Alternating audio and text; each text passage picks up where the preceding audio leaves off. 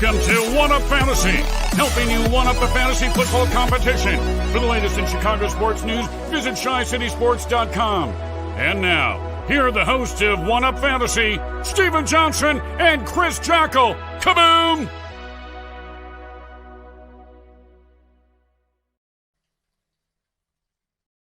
Happy Thursday, one and all. It is time for some one-up fantasy. A little bit late this week. Thank you, Storms. Tuesday on a Thursday. It was nonstop this week. There were tornado warnings. There were severe thunderstorms. Just your typical Midwest weather. Mother Nature. She's such a kind soul. So gentle. But hey, we're here on a Thursday night, Steven, right? That we are. We have plenty to discuss. And, we got a little bit of a spiced up intro there. NBA Jams, Tim Kitzrow, helping us out with the intro, leading us in. Oh, love it. Diving juice, my guy. Man, that full retro video game vibe.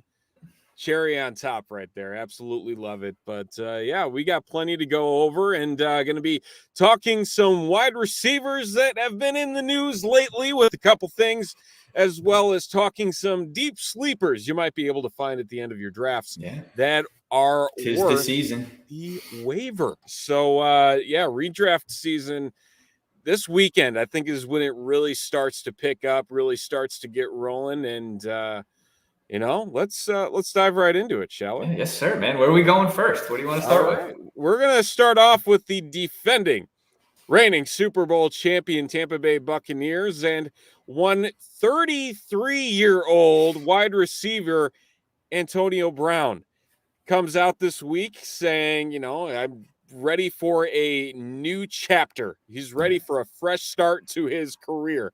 I don't know how fresh you can get, but nevertheless, he's going to try and do that. He's excited to be done with the things in the past, specifically felony probation, now terminated a year early because of good conduct. He was accused of several things, underwent knee surgery, currently on a 1-year deal. Is this a fresh start for Antonio Brown to the point where you can trust him on fantasy rosters in 2021? Oof. I mean, you said it, 33 years old, right? I mean, how much value can you have? No. I mean, for one thing, he's fresh at 33. He's played 9 games in the last 2 seasons. I think he played 8 last year with Tampa, 1 game in New England. And he played 15 in 2018, and he had a hell of a fucking season, though. I think he caught 104 balls, almost 1,300 yards. If he could get any sort of production close to that, obviously, but that was 3 years ago. A bunch has happened that you just went down the list. He's got an ADP at like 100, wide receiver 41. You're looking at getting him in the 9th, 10th round. Yeah, if you're hurting for wide receivers because you went running back heavy, he might have some value for you, but it's hard to trust a 33-year-old that can quickly become malcontent and want out of Dodge. Granted, Brady's his boy. They're tight.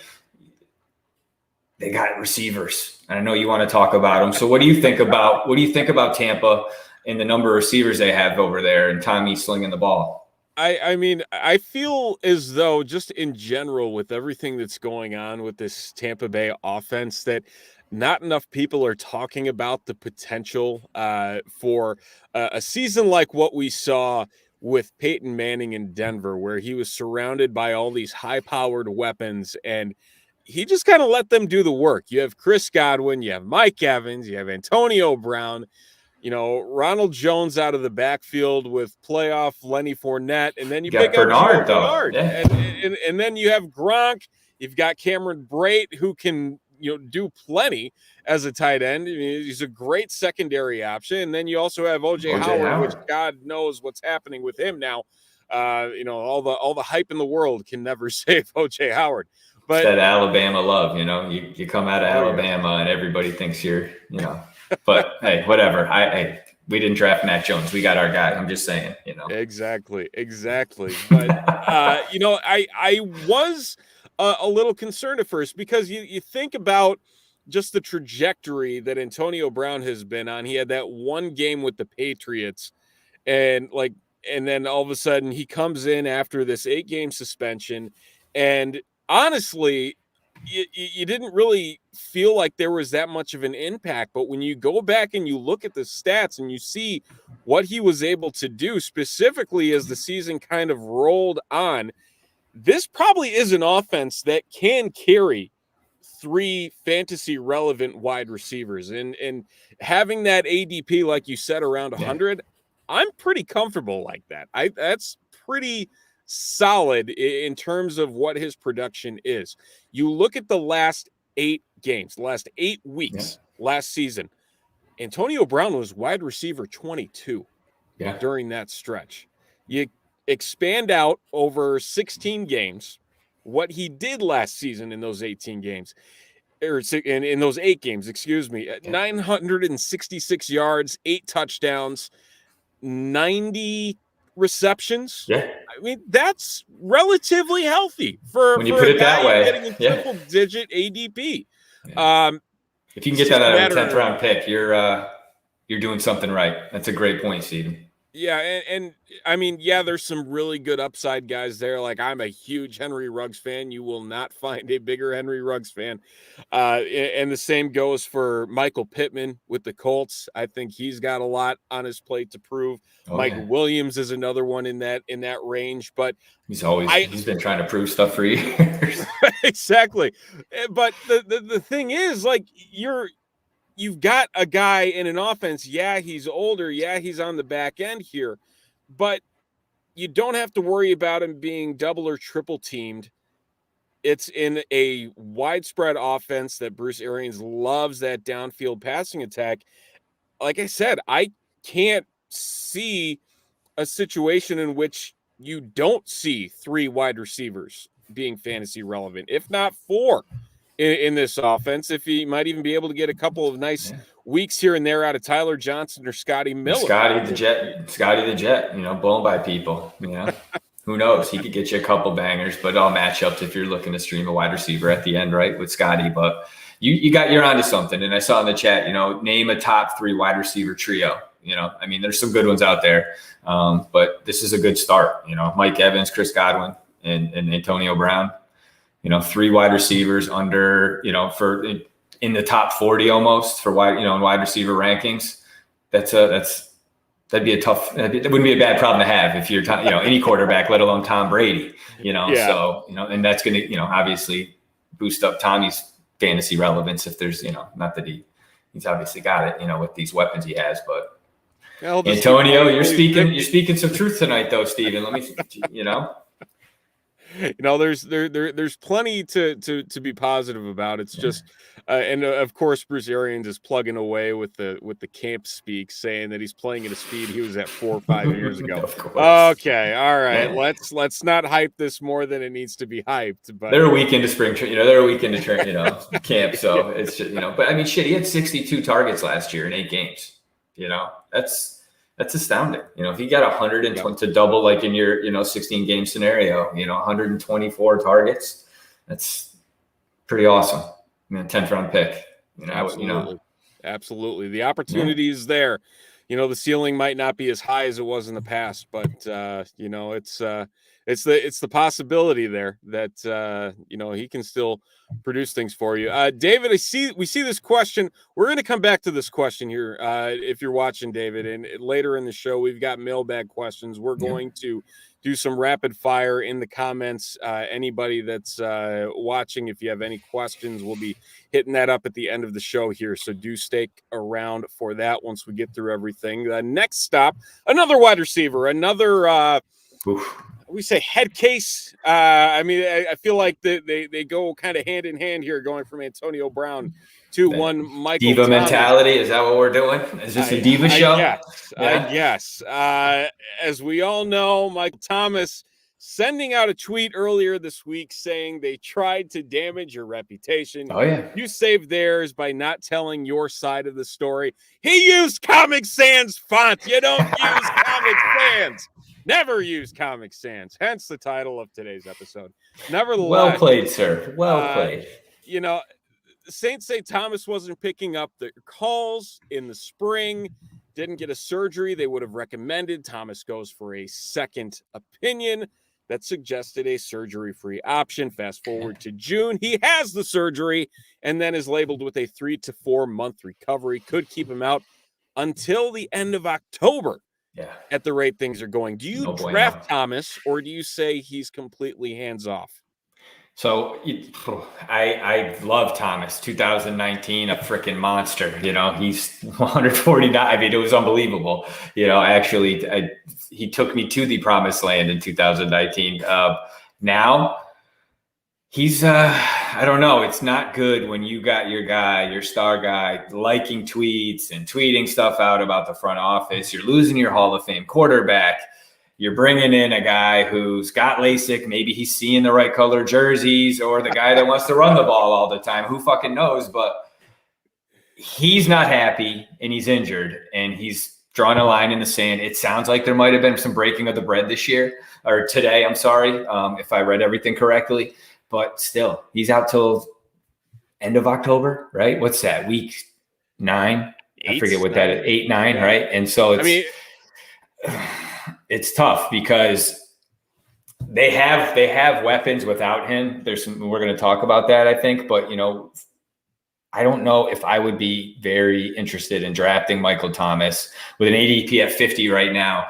I don't know if I'm spending a 5th round pick on Michael Thomas when I could get like Curtis Samuel, Laviska. I mean, you might even be able to get Devonta Smith at that point. There's other guys that you in a redraft league that I may go into. Dynasty, shoot, if he gets traded, maybe to the Bears, you know, whatever happens, there's fantasy, you know, he's going to have relevance regardless. This year's tough. If you're missing 8 games, unless it's a dynasty league, I'm staying away, honestly. You know, he's also got a quarterback with respects to Taysom Hill. He played 4 games last year, caught 30 balls, 340 yards, didn't find the end zone. You know, that's respectable number. But Taysom likes to run. How many touchdowns did Taysom have during that 4 year? You know, I forget what, 8 touchdowns, 4 on the fly, 4 on the ground. None to Michael. Some Cam Newton numbers. Yeah, exactly. So, but it all depends on the quarterback too. If you get Jameis, then you got a shot at, like, if it's stashing, you know, and you could get him later, but in a 5th round, I don't think I'm taking him. Yeah, I mean, right now, wide receiver 23 is the current situation that is facing Thomas. It's funny because I feel by now we would have heard something about a little bit clearer of a timetable, but at the same time, you think of what happened last year with Michael Thomas and the fact that it was this big unknown cloud that was just kind of floating around, and whether he would be back, you know, when is he really going to take the bull by the horns and get moving? But then when he finally does, weeks 8 to 13, he's averaging 6 catches and 70 yards a game. You know, that's a 100 catch season. That's over 1,100 yards, almost 1,200 yards extrapolated over the course of a single season. I mean, he still has it. And that's the thing, is before all of this went down, all the talk was, oh, he's washed up. He's washed up. No, he's not really washed up. He just might be into a bit of a dramatic here that's kind of ruffling his value. And once again, we see a decision specifically made by him that's now causing this again. I mean, let's go through a list here. Would you rather? Would you rather Ayuk or Michael Thomas? This year, I'm taking Ayuk. I'm going to get 16 games out of him. Jamar Chase or Michael Thomas? It's a dynasty. I'm taking Jamar Chase. I'm taking Michael Thomas. Redraft. I'm taking. The guy's missing half the year. You know, I can't. What the hell? It's tough. I mean, this is the thing you have to think about here. Like Corey Davis. What about you though, Steven? Are you're asking the question, but all these guys. Honestly, exactly. I can't see taking Michael Thomas. But then you get to this tier. You get your Mike Williams, your Corey Davises, but then you're diving into the 80s, the 90s. You're going a lot deeper. Wide receiver 40s we're talking here. I mean, it's tough. Like I honestly don't know where or if I would feel comfortable at any point, because in the grand scheme of things, you could run into a situation where he falls further on that 3-month scale, and then he's back in the middle of September. He misses 2 games. Yeah, I'd take that. Yeah. Like there's no doubt that I And would. you look like a genius if you get him in the 6th round, you know. But it's tough. This injury is not good. He's, you know, his ego's hurt. Bottom line, also, and when that happens with NFL players, all day there were rumors about Michael since Tuesday with the thing of the tweet he liked from the reporter in New Orleans or whatever about playing in garbage time and getting hurt. Let's bring that up. There you go. Yeah, Michael Thomas got hurt during week 1 garbage time when the Saints should have been protecting their investment. Fact. The medical staff then cleared him several times during the regular season and agreed to hold off on surgery. So Thomas waited to have surgery, and yet he's at fault. And he liked that tweet, and that kicked off, like, you know, Twitter sphere went freaking nuts, you know. So he's got a point, you know, but where he went wrong, and you brought it up when we first brought up Mr. Thomas, is just that you can't cold shoulder the organization that's paying you what they're paying you, you know, regardless. It's a 5-year deal. I know. A 5-year deal. Yeah. If they trade him, don't they eat $22 million? I think if they move him, like, I was like, oh, damn, he ain't going nowhere. Yeah. I mean, let's be honest though. The Saints are not necessarily known for good contracts. We'll leave it at that. They're more about bounty lists and shit like that over there in the locker room, you know. They're hurting though. And Drew Brees leaving. They don't know what they're doing at QB. You can't get a read. Jameis is getting rocked by the machines over there. You know, it's tough. Taysom Hill though, if he's your starter, I feel like Thomas's ADP is going to drop even more, you know, if that comes out. If they make that announcement sooner than later, as we get closer to the season. But it's tough. Yeah. The Saints are, without him, they're hurting. They need guys. But it does give an opportunity for some other guys to step up. But I may talk about one or two of those guys later. But well, just a little bit of a tease there. Just a little bit of a tease. We're gonna wrap up the talk from training camp. Actually, a team that's playing right now against the Washington football team. It is the tight ends up in New England, specifically Johnny Smith and Hunter Henry. I mean, everybody was hyped for Jonnu getting his big contract for approximately 24 hours. Then in comes Hunter Henry with a similar contract in play. And to be gratefully honest, a very interesting ADP and ranking right now for these two guys, because when you look at things, at least in my opinion, it's not the way that it should currently be ranked. You have Hunter Henry, an average draft position of 132, tight end 14, and then Jonnu at 137, tight end 17. That's wild. I don't know about you, and you get this news out this week. Hunter Henry expected to miss multiple weeks with a shoulder injury. Surprise. Death, taxes, and Hunter Henry getting injured. If you want things that happen in fantasy football or just in football in general, it's almost a given. Yeah. So, I mean, it blows my mind that he still gets the hype that he does. $24 million guaranteed. You know, 3 years, $37.4 million.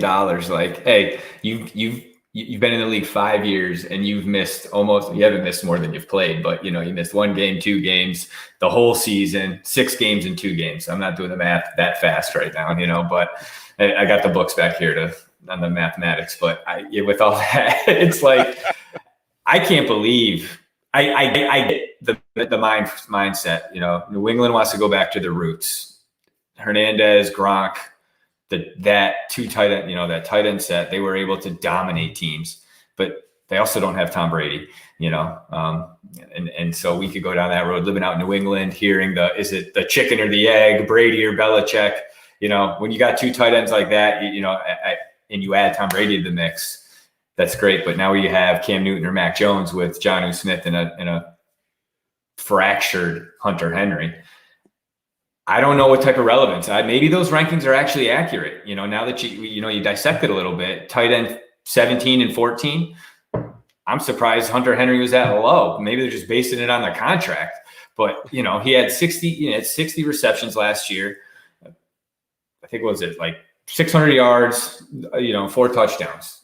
That's great, but is that top tight end numbers? He did come on strong with Justin Herbert. That connection was there. You could get him the athleticism, but that Chargers offense is also known to kind of plug the tight end there. There's just something about it, but then at the same time, you mentioned, looking at everything and breaking it all down, maybe things are okay with where they're at. That is correct.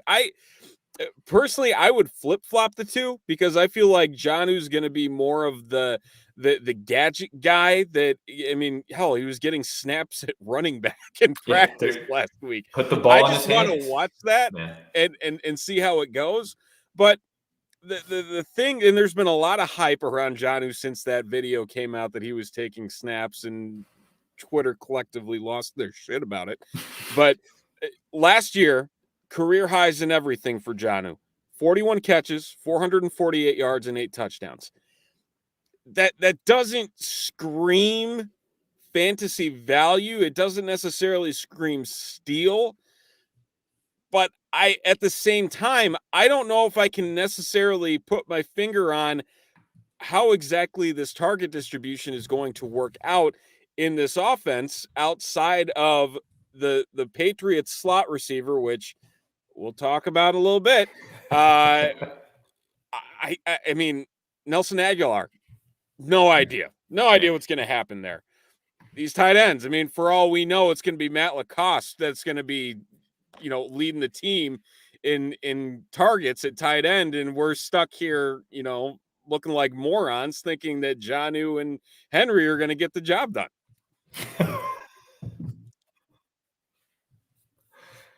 But I don't know. Yeah. I'm kind of perplexed on this one. I want it to be, and it's weird because I live in this giant New England bubble. So like anytime you listen to sports radio out here, it's like fucking New England this, New England that. And it's, thank God for TTNL and the Bears talk that I'm blessed with. But with it, they think out here that these two are going to just be the Patriots of old, and it's like they want the pundits want that, but it's like, I don't know if Belichick truly believes that. It's tough. I just think that they're hurting. You have a guy made of glass, and I like Jonnu Smith. But I honestly thought last year he was good. He started out really well, and I remember trying to trade for him in the beginning of the season. So like, oh shit, I'll buy a little high on him. And then he just kind of slowly, and granted the season wore on, and you had Derrick Henry just killing it. So it's whatever. But with that being said, I don't trust the tight ends in New England at all this year. I'd love to, just so I could be, hey, go Patriots. But, but no, I'm staying away. There's other guys I'd rather get lower that I think will have higher value, but maybe that's teasing something too. Look at that. I'm not even there. I feel like we're teasing a segue here, so we might as well just dive into it. So let's do that. We have some deep sleepers to discuss, some guys that might be available near the end of your draft, or they should be. God forbid if somebody's spending a higher pick. We'll see what happens. But nevertheless, it's glitches and cheat codes.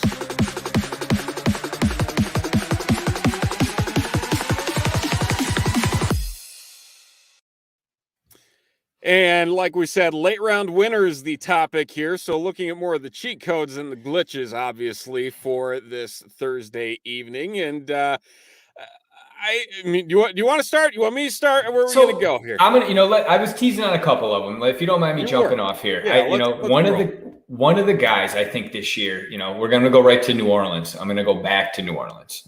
So I should say, I am a fan of Traquan Smith this year. I think that he's a guy, especially with Michael Thomas being injured, an ADP around 171. So you're getting him, doing the math, and you're getting him right around, what would you say? But he's a wide receiver 63. So he's down there. He's at the, but with that being said, he's the dude that has showed promise for the last 3 years. Last year he played 14 games. He had 50 targets, 34 catches, 448 yards. I think he even had I want to say 4 touchdowns. Yeah. And in his career, 80 receptions, 1,100 yards, 14 touchdowns. That's top notch, like efficiency, I think, out of a guy that's been a wide receiver 3, 4. Now he's a wide receiver 2 in New Orleans, and you can get him that low. I think that's somebody that you would be able to get and be very pumped with that value, especially if they get Jameis Winston behind center or under center. But granted, someone's got to catch balls because they got to throw. So if he becomes your wide receiver 1 because Thomas is out until week 9, 10, 8, whatever it is, he could have some potential steal. You may look like a hero for yourself, pat yourself on the back like Greg Braggs, and and just love it, and be happy with that type of production out of that pick. Yeah, it's going to be interesting to see who exactly does take the reins while Michael Thomas is out, and Traquan's going to get the first shot at it. I mean, he's been on 3 years now where it's been okay, like he's got it, he's going to be this guy, and so many people were on him, and then it's never come, and now it's like, okay, like it's time to put up or shut up this year, because you look at the rest of this. I mean, Marquez Callaway has been getting a fair amount of clout in training camp, but Traquan, it's time for him to show what he's got. That's all there is to it, and we'll see what ends up happening. I think that's a fairly solid lottery ticket to say, okay, regardless, honestly, of who is playing quarterback, you get a guy in Taysom Hill who locks on to his one receiver. And if he's able to have Traquan be that guy, that could pay off dividends relatively quickly at the beginning of the season. And I mean, heck, even turn into a guy that you could turn around for a pretty decent asset that has a little higher of a ceiling in terms of, a season long, run here to help your roster. So yeah, definitely agree with you there that it's definitely someone that you would want to take a look at. I'm going to stick at the wide receiver side here too for my first one and say Jacoby Myers with the Patriots. We talked about that slot at up in New England, and you watch what he was able to do when Julian Edelman went out, and the world ending with Edelman finally retiring and him being that mainstay with everything that the Patriots were doing. But it's so weird just looking at his stat sheet last year and seeing that he didn't score a single touchdown. He saw almost 8 targets a game in the last 11 games of the year. The consistency has been there for him, and he is the slot guy. Like, that's who he is this year in that offense. And if there's one thing you can count on, because like we mentioned, can't count on the tight ends, can't count on the running backs in that offense, you can count on the slot receiver that offense, and he is it. And you can almost get him for free. I've seen him go undrafted in quite a few redraft mocks. So a guy that gets over 80 targets you can get for free. That's crazy. I'm not worried about, the pickup of Nelson Aguilar. I don't think that's going to be something that's going to mess with his production.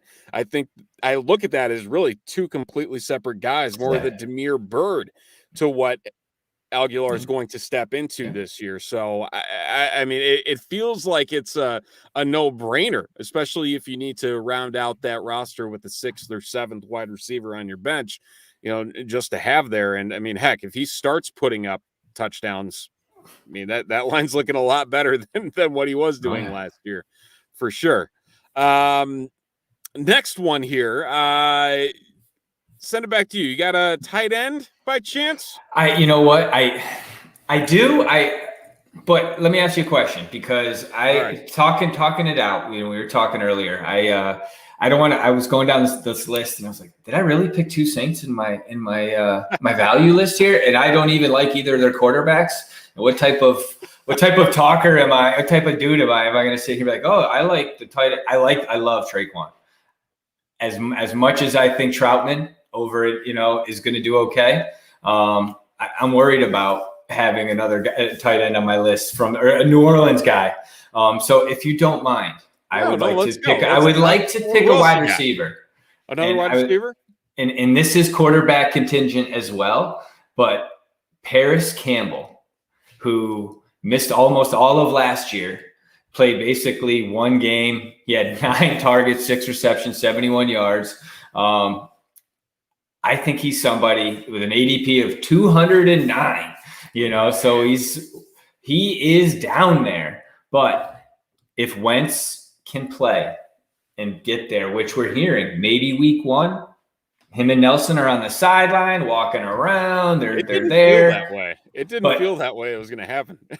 But here we are, and a lot of positive things are coming out of Indy with, since the surgeries. Prior to it was doom and gloom, but they're getting some positive feedback. I think Paris Campbell showed some they liked him going into last year. I think, he's a top 70 wide receiver, and this is a segment of talking about dudes at this bottom of the list. He's a guy that I think that if you get the quarterback, he's going to play to your point, being the number 2 receiver. I'm sorry, not the number 2 receiver, but, being an option outside of Michael Pittman. T.Y. Hilton, exactly. So I feel there's an opportunity for him to grow into this role because they don't know if he is a guy, because he didn't play last year. They liked him. They kept him around. They brought him back. He's a dude that I think that even at the waiver wire or your last pick of the draft, you went running back heavy. You're trying to fill out your wide receiver core, and you're like, shit. And you're looking at like Sterling Shepard and you know what? Yeah, I'm not trusting Danny Dimes. I'd rather roll with Carson Wentz on a rebound tour. And why? What better way than going with a guy who could be Indy, wide receiver number 2 in Indy, if he surpasses injury away from jumping up the depth chart too. I think Paris is a guy. He's young. He's shown some promise, and Indy has potential to do good things this year if they can stay healthy and they get a good quality product out of Carson. I think Paris would be a steal at the end of your draft. No, and I hope I didn't take one off your list. I apologize. I switched that one last minute.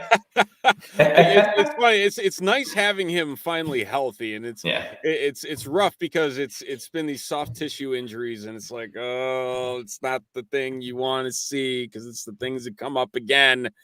But yeah, you can only hope that he can really step in and be that second guy behind, like you mentioned, behind Michael Pittman in that offense. And again, I don't know what T.Y. Hilton has left in the tank. Apparently 1 more year. Anybody's guess what will happen, but nevertheless, Paris is for the taking, honestly. It is. He could do something with that, It definitely is.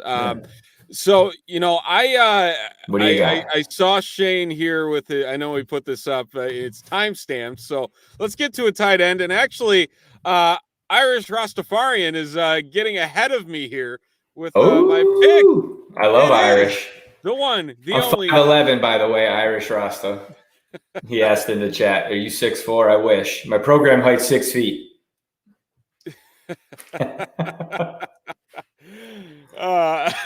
Jared Cook with the Chargers.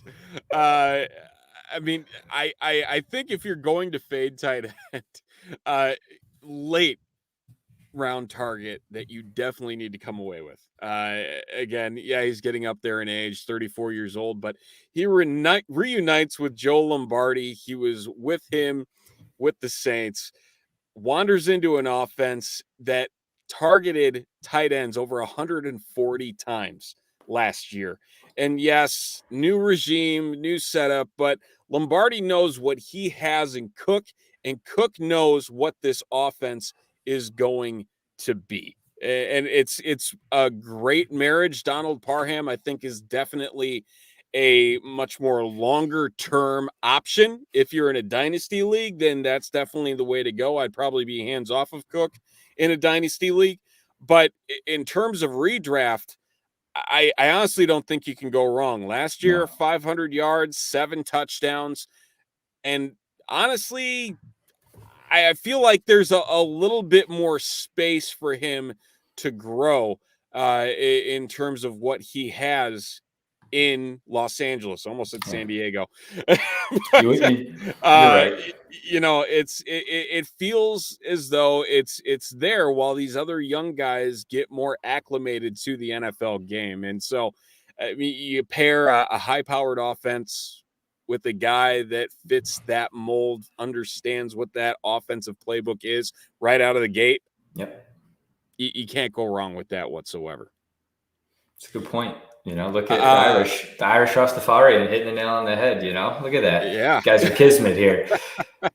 Took over for Hunter Henry, basically, right? And just stepping in and going to try to replicate. And, those numbers that you just, they support that. I mean, 140 times to a tight end, right? There's value there. If you're playing tight end, someone might draft you, Steven, because that's, 140, you got to catch some of them, and if you're in the end zone, the red zone, you can get in the end zone. This isn't the 2020 Bears with their 12 tight ends. Let's do one more. Who you got next?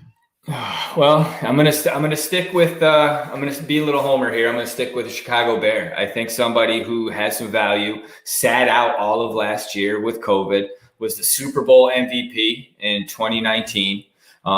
Damian Williams, looking at an ADP of 208. He's a guy that back in Super Bowl, 17 attempts, he averaged 6 yards a carry. He's a late round selection. If he's a tool guy. He's a guy that if you're looking for somebody in the back end of your bench, he's not a handcuff. They got too many. They got Khalil. They got a lot of guys back there. But Damian's a guy that Nagy, who I think Nagy would benefit or would like to use him, not in the Tariq Cohen role, but in a role that we would like Tariq Cohen to play and try to get some real production out of. He's a guy that you might not even have to draft. You could get him after the draft and scoop him up if you didn't like one of your picks. But Damian is a guy in 2019, like rushed for almost 500 yards, had one touchdown, but he's catching the ball out of the backfield. He can do a little bit of everything. An RB 63. But at the end of the day, we're trying to find steals here. And I think that a guy like that behind David Montgomery in a PPR league, he's somebody, and I'm always looking for a guy, if there is an injury, who's a guy that I'm comfortable with stepping up being, whether he's the backup, he's the Thunder to the Lightning or the Lightning to the Thunder. I think Damian could be that guy, but he's more of an insurance policy for me. And I was happy when the Bears signed him, A, being a Bears fan, but two, he's a hell of a fucking runner, a ball player. Does he have fantasy relevancy? Not right now, but he could. And that's the point here is he's a guy that as we move on to the season, we see how the chips fall with preseason, working its way out. He may jump he could jump up the depth chart, but he's a dude that we may end up relying on that could get some meaningful touches, which could mean meaningful fantasy points for your team, every Sunday. So he's just a guy that I just kind of wanted to talk about, to be perfectly fair. I'm being a Bears fan here, but also I would be comfortable grabbing him off the waiver wire. And I'll be perfectly honest with you, he's sitting on one of my benches right now.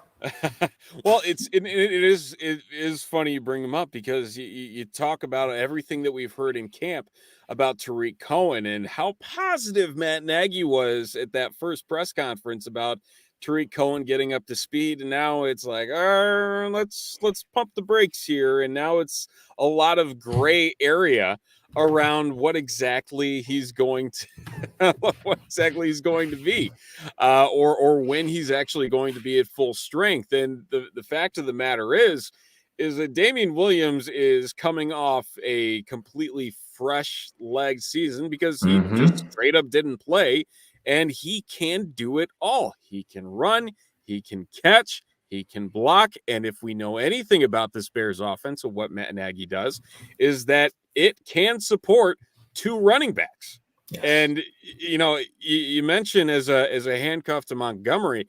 I mean, if Montgomery went down, there's the possibility that Damian Williams could turn into a top 10 upside running back weekly, because who else is there? Really, I mean, you're going to go to Khalil Herbert. I mean, is that going to be the next step there? Like that's the thing is there's no one else there. Ryan Nall isn't going to get that job. He's their RB4. Exactly. Yeah. Right. And that's the point. Exactly. Steven, is the handcuff injury. He becomes, I mean, it's like out with the Rams, with Cam Akers getting hurt, Darrell Henderson. Next thing you know, next man up, and now he's got fantasy relevancy again, and so Exactly. and that's why we sit here and chop it up. Yeah, it's honestly, it's funny that there hasn't been that much talk about him, and it's starting to pick up slightly. Yep. But I think if we do end up seeing Tariq Cohen start the year on the PUP, that's going to be tough. That's going to be a very hard option to pass up on the waiver wire. He's got abs like me right now, which are non-existent. Tariq Cohen, he looks like he needs to get into, he's got to start working out. He's got a lot going on. So, with all that being said, it sounds like that pup list is calling his name. Week 7, he'll be back. I think it's 6 weeks, right? And then you have to sit out 6 weeks on the pup list. So So I mean that's a significant thing. Yep. So I mean we'll see what ends up happening, but it honestly would not shock me if it does get to that point in time. And we're sitting here talking about that situation, and Williams getting significant snaps in this game, and heck, even with a healthy Tariq, I think that could also be a possibility. But I'm going to stick with the running backs.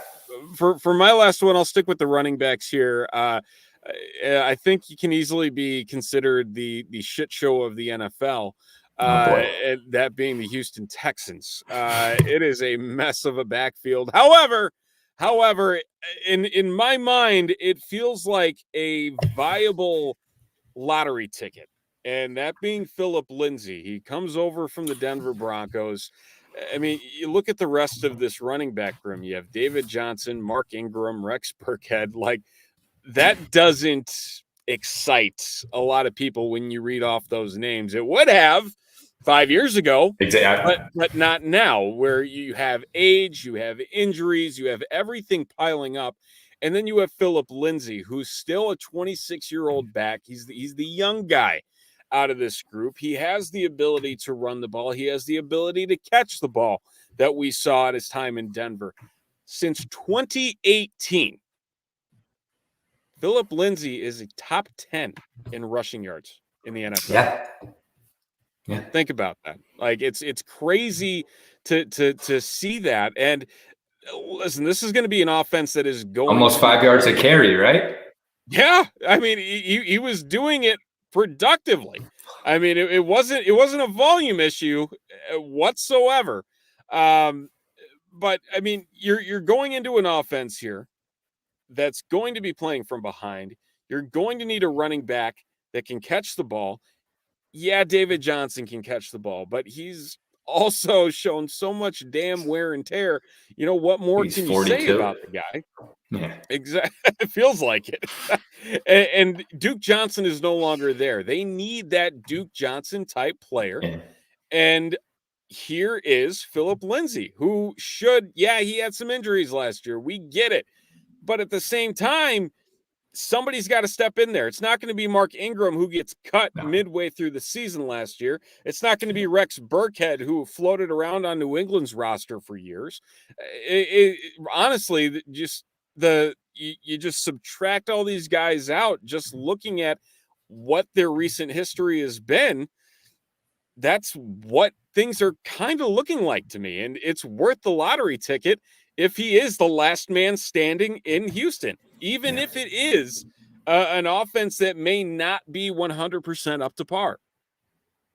It's a great point. An ADP, of was it 157 I saw as you were chatting. I looked it up. I mean, that's a great call, and when we were talking and seeing Lindsay that high since 2018, if anyone listening, that's a shock, because I don't think anybody knew that. That's a great nugget, Steven, to really dive down. And Texans definitely got some value there, which then turns around for you on your roster if you can get him in the freaking 11th round, which I don't know if he's lasting that long, but based on his ADP, you're going to be able to get him in the, towards the end, at the end of your draft. I think he's got tremendous upside, and that's a great point. And David Johnson, how healthy has he been over the last I mean, every season 5, it 6 seems years. like it's something. Yeah, exactly. Really, So, really, that's yeah. as soon as that wrist injury happened, that was pretty much the end of David Johnson in terms of It ruined my season. The one I took him early and I regretted it. It was awful. It was awful. Like many people, I'm sure, but oh yeah, yeah. just going down with the ship. And while we're chatting, like with Saquon Barkley, with like a guy like Devontae Booker, he's another one that Barkley's coming off surgery. He just came off the PUP list. The guy looks like a beast and he looks great, but they obviously are. I mean, I don't want to say they're going to have training wheels with him, or they're going to want to knock the rust off. Does that mean Booker's going to have some relevancy and get more touches early on, and or is it that we're back to the Saquon show? Are they trying to protect their investment and try to cut some of the carries and try to give Booker take some of that wear and tear off? But you're going to go with your money maker. But it's just something to think about based on the Damian Williams kind of analogy with respects to like an injury away. And this dude's coming off major surgery. So, it's just, something to think about. But it's one little mishap can send the whole thing crashing to the ground. And, it's only a matter of time that somebody will go down. You hate seeing it, but somebody will at some point. And it's going to be the guy you maybe won't expect if it does end up happening. But we'll see. It feels like there's a lot more handcuffs this year than there normally are. Maybe it's just me thinking about how deep you can potentially go in a draft, but you're not alone with that train of thought. I'm right there with you. It's and whether it's doing the mocks or I've seen so much of it, and it just goes to show when you have, speaking of who you're taking with like a top pick, if you're not getting one of those top 4 guys, top 3 guys, it's kind of you're going to have to be smart, use your brain and try to draft accordingly, or make some good trades, one or the other, or save your budget for your free agency pool or however you do it, Blow it all week 1. Who cares? Yes, it is. Let's go. Give me the flash in the pan and ruin my season. Be that guy that gets 3 touchdowns and then doesn't do jack shit the rest of the year. That's the guy I want to spend all my money on. I'm getting in that line too, Steven. You're not alone. That's going to do it for Glitches and Cheat Codes. We're going to wrap things up with a couple mailbags and some side quests.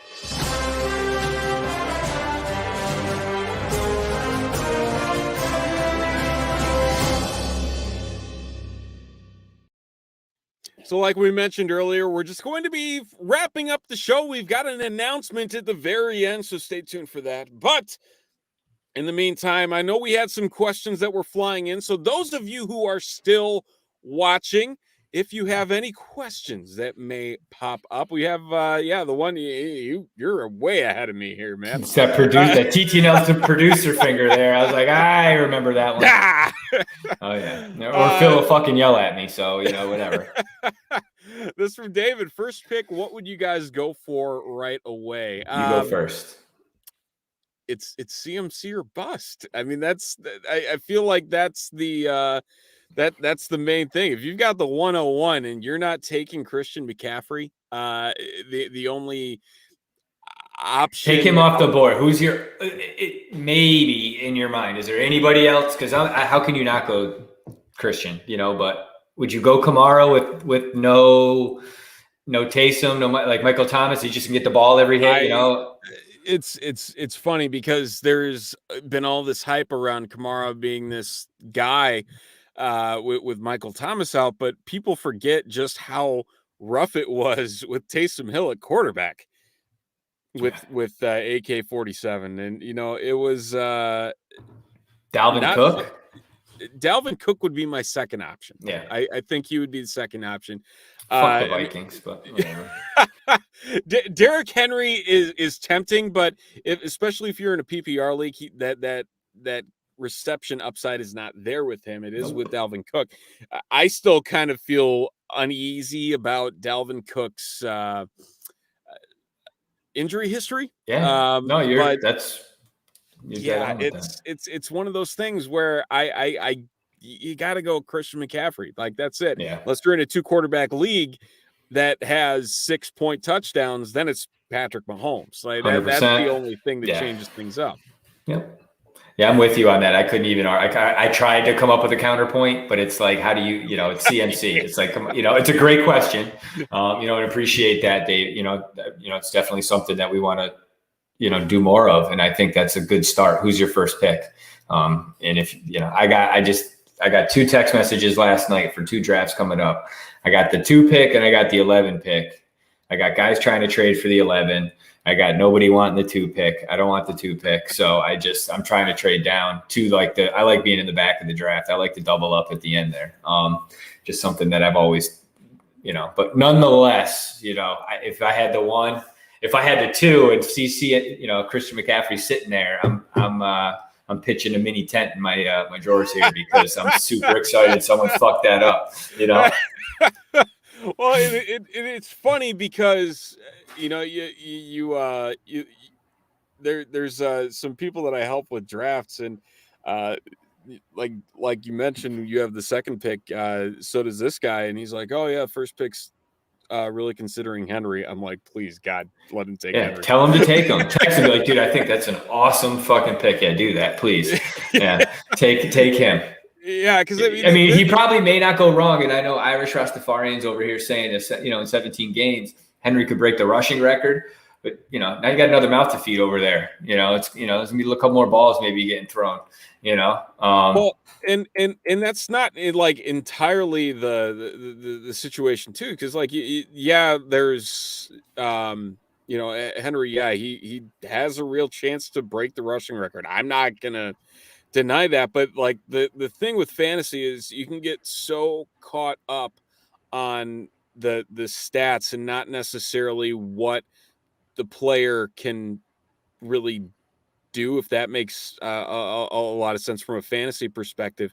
And Christian McCaffrey is a cheat code. He averaged more than 3 points per game higher than Dalvin Cook, who was the RB2 in terms of points per game. Like, that is significant in what he can do. And I mean, when you're talking about that, and that adds up over the course of a season, I mean, that's huge with what he can do in the passing game, what he can do in the running game, and now hopefully with a better offense. I mean, that's still up in the air, but they've at least made the move to make that offensive line better. Hopefully a better quarterback in Sam Darnold. See if he's the real deal. That's a complete unknown, but the opportunity is there for him to do more as long as he can stay healthy. I can see the issue with the injury. I mean, don't get me wrong. That's not something you necessarily want to mess with, but at that the same upside, time, man, that statistic anomaly, just the fact that he just blows everybody out, it's too tantalizing to pass up.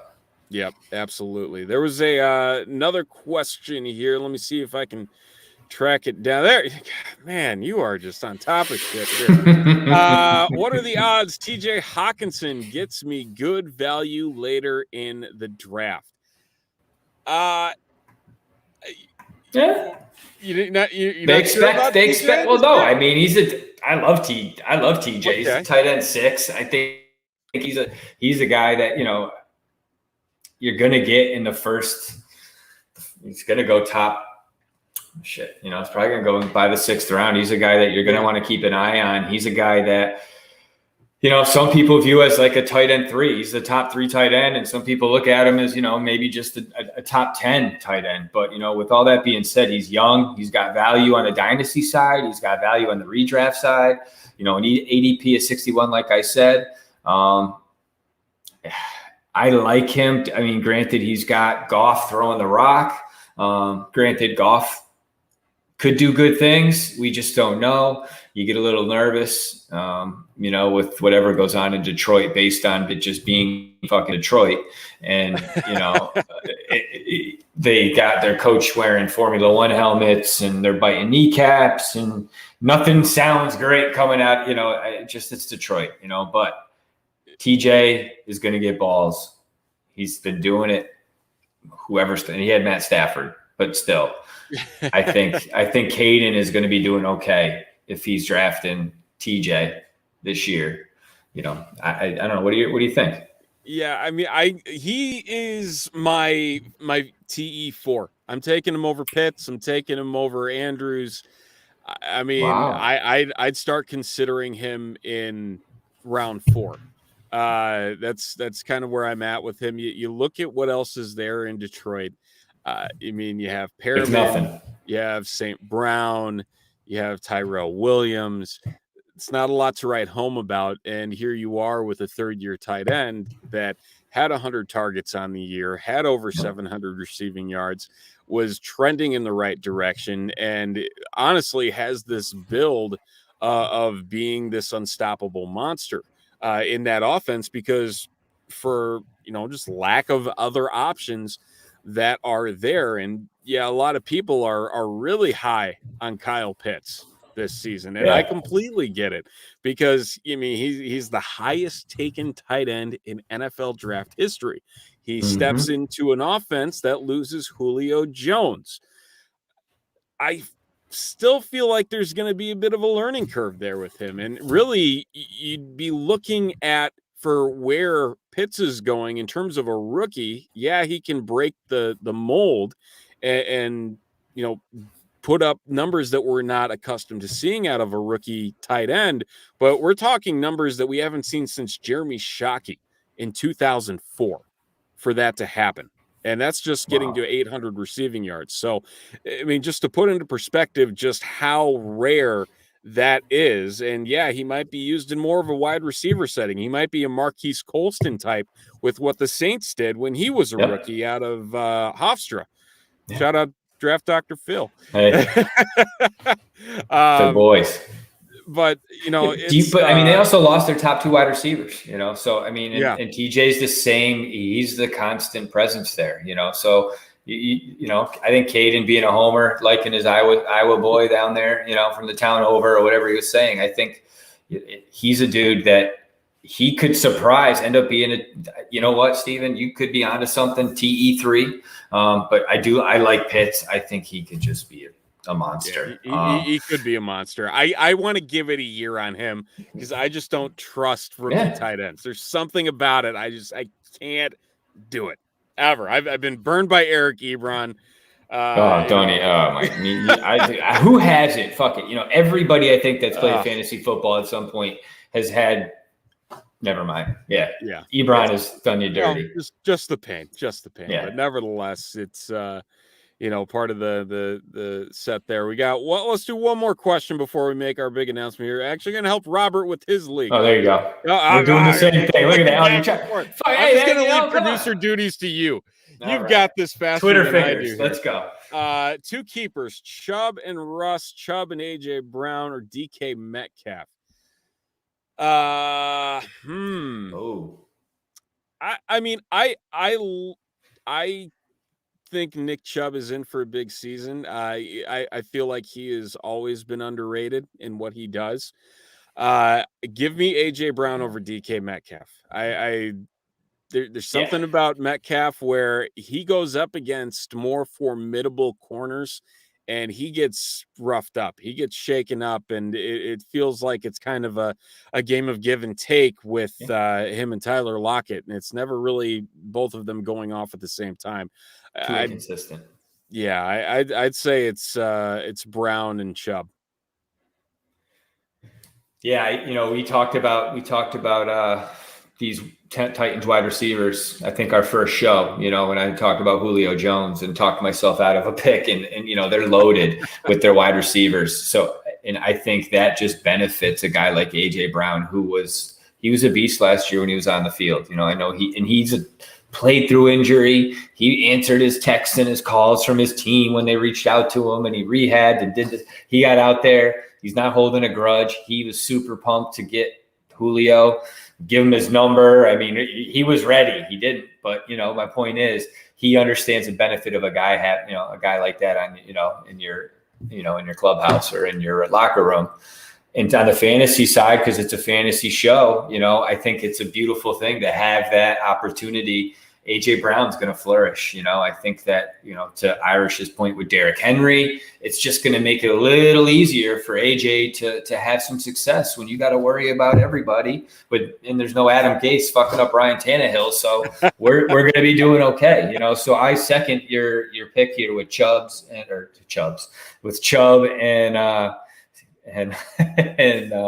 AJ Brown.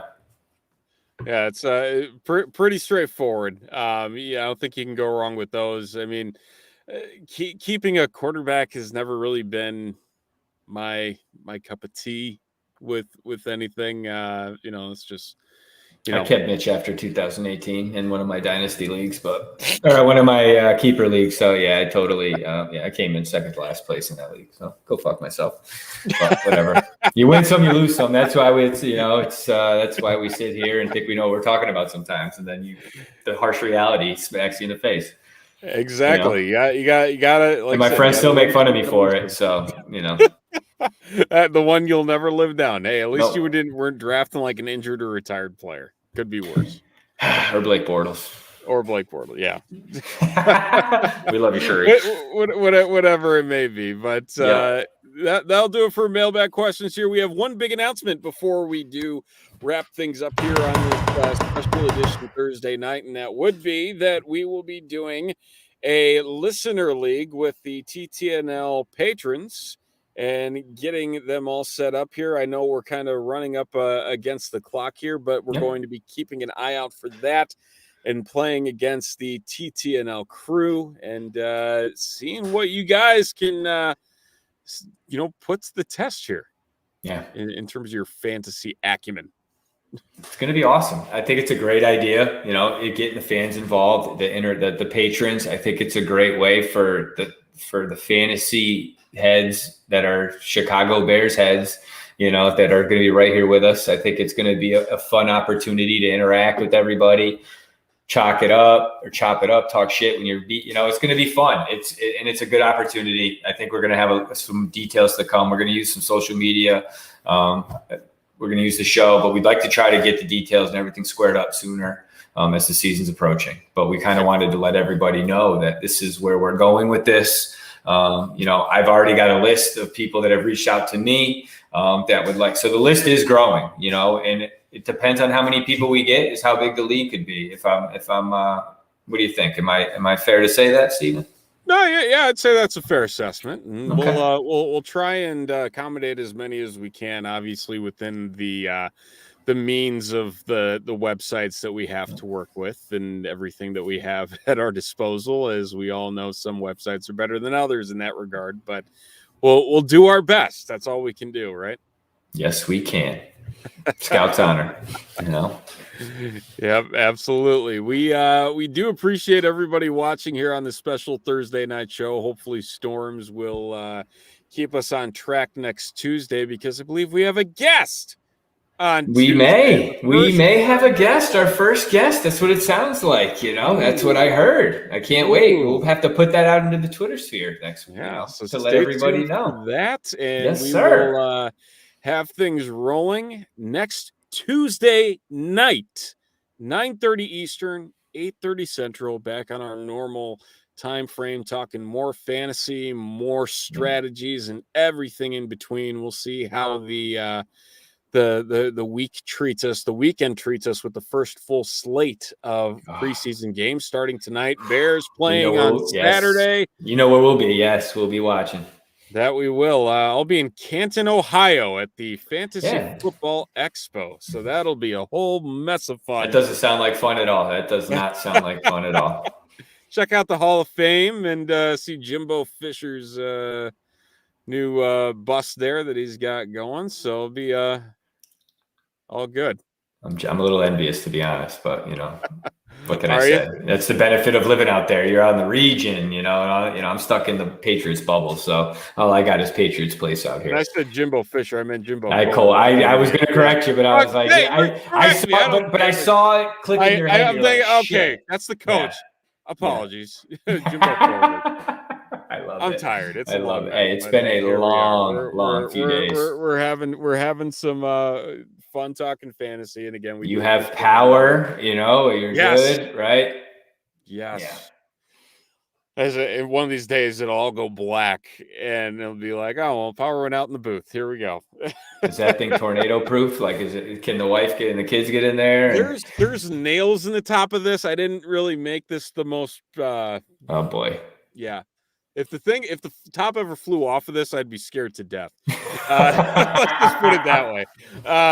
Don't hire me to build anything in your house. Gotcha. So I'll just leave it at that. But do appreciate everybody tuning in here on this Thursday night. And like I said, we'll be back next Tuesday. And I believe there'll be some Bears Hour live on Saturday. So be sure to tune in for that on TTNL. And then we also have all the Shy City sports shows, Dingers, the Cubs podcast on Monday nights. And then Good Guys Talk Back, our White Sox podcast. So keep an eye on them, as well as the Big Red Bus with all the Bulls news that's been flying around.